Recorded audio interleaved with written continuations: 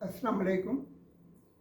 आज हम एक अहम मौजू के साथ आपकी खिदमत में हाज़िर हैं। पूरी कौम जानती है कि गुज़श्ता रात हमारे दुश्मन भारत ने हमारी सालमियत को ललकारते हुए हमला किया और हमारी बहादुर अफवाज ने उनको भरपूर जवाब दिया और उनके लड़ाका तैयारे मार गिराए, उनके ड्रोन्स मार गिराए और यहाँ तक मजबूर कर दिया कि सुबह जैसे ही सूरज तुलू हुआ तो उन्होंने अमन का झंडा गाड़ दिया।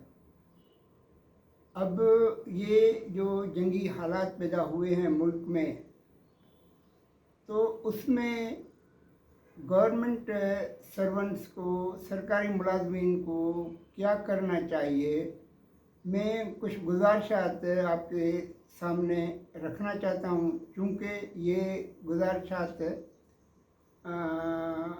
कुछ मुख्तलिफ नौइयत की हैं, तो इस वजह से मैं शायद याद आपको सामने ना रख सकूँ, तो आप मुझे इजाज़त दें कि मैं पढ़ के आपके सामने रख दूँ। ये 9 गुजारिशात हैं और उसके अलावा मैं ये भी अर्ज़ करता चलूँ कि इन जंगी हालात में हुकूमत की तरफ से, चाहे वो फेडरल गवर्नमेंट हो या सूबाई हुकूमत हो या हमारी बहादुर अफवाज हों, उनकी तरफ से कोई ऐसी इंस्ट्रक्शंस सामने आती हैं तो गवर्नमेंट सर्वेंट्स को, सरकारी मुलाजमीन को, उनको भी जो वो हिदायत हैं, जो इंस्ट्रक्शंस हैं, उनको फॉलो करनी चाहिए। मगर मैं जो कुछ गुजारिशात आपके सामने रखना चाह रहा हूँ, वो इस वजह से रखना चाह रहा हूँ कि मैं देख रहा हूँ कि मुख्तलिफ ग्रुप्स में जो है वो कुछ सरकारी मुलाजमीन में तशवीश पाई जा रही है जंगी हालात की वजह से।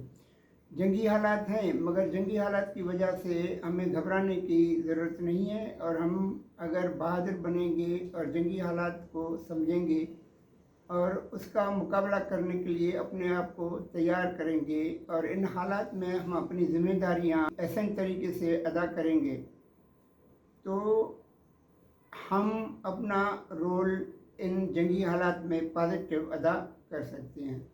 अब जो मैं गुजारिशात आपके सामने रखना चाह रहा हूँ, एक गुजारिश ये है कि दफ्तर पर नज़र रखें और सिक्योरिटी पॉइंट ऑफ व्यू से कोई मशकूक हरकत और नकल नज़र आए तो उसकी इत्तला मुतल्लिक इदारे को दें, या अगर आपको कोई इक़दाम उठा सकते हैं तो उठा लें। नंबर 2, दफ्तर में गैर ज़रूरी या ज़रूरी बहस ना करें, क्योंकि इस वक्त अपने काम पर तवज्जो देने की ज़रूरत है। अब अगर हम गैर ज़रूरी बहस में पड़ जाएंगे तो हमारा जहन मुंतशिर हो सकता है और हम अपने काम पे पूरी कंसंट्रेशन के साथ, पूरी दिलजमई के साथ काम शायद ना कर सके। तीसरी गुजारिश ये है कि जंगी हालात में कौम को मुत्तहद करने और मुत्तहद रहने की ज़रूरत है। इस सिलसिले में सरकारी मुलाजिम अहम किरदार अदा कर सकता है। नंबर 4, सरकारी मुलाजिम अपने अपने दफ्तरों में आने वाले अफराद को बहस में पढ़ने से मना करें। नंबर 5, आमतौर पे सरकारी दफातर में टीवी चल रहे होते हैं और आजकल जंग के माहौल में होने की वजह से जंग की खबरें और तजज़िये चल रहे हैं।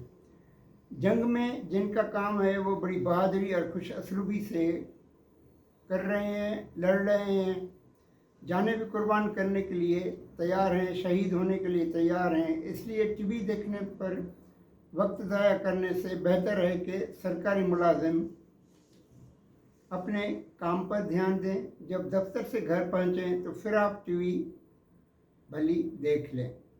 नंबर 6, दुश्मन मुल्क ने हमला किया और मूंग की खाई। उसने जोड़ा सेक्टर पर सफ़ेद झंडा लहरा दिया है, यानी उसने शिकस्त तस्लीम कर ली है और अमन चाहता है। ये उसकी चाल भी हो सकती है। इस सिलसिले में सरकारी मुलाजमीन को बहस पढ़ने में या बहस करने की ज़रूरत नहीं है और हमारी बहादुर अफवाज हुकूमत उनकी चालों पे गहरी नज़र रखी हुई है। नंबर 7, जंगी हालात के बावजूद पूरा मुल्क पुरअमन है और रवां दवां है। इसलिए ये हालात सरकारी मुलाजमीन से भी तकाजा कर रहे हैं कि दिलजमई से अपने अपने काम में मसरूफ़ हो जाए। नंबर 8, इसके अलावा सरकारी मुलाजमीन इस माहौल में और जो कुछ बेहतर समझते हैं जिससे उनके काम और माहौल में बेहतरी आए तो वो इस सिलसिले में इक़दाम भी उठा सकते हैं या कर सकते हैं। नंबर 9, अगर हुकूमत जंगी हालात की वजह से ख़ास हिदायत या अहकाम जारी करती है तो सरकारी मुलाजिम उन पर मनोअन अमल करे। ये कुछ गुज़ारिशात थी जो आपके सामने रखनी थी, क्योंकि जंगी हालात स्पेशल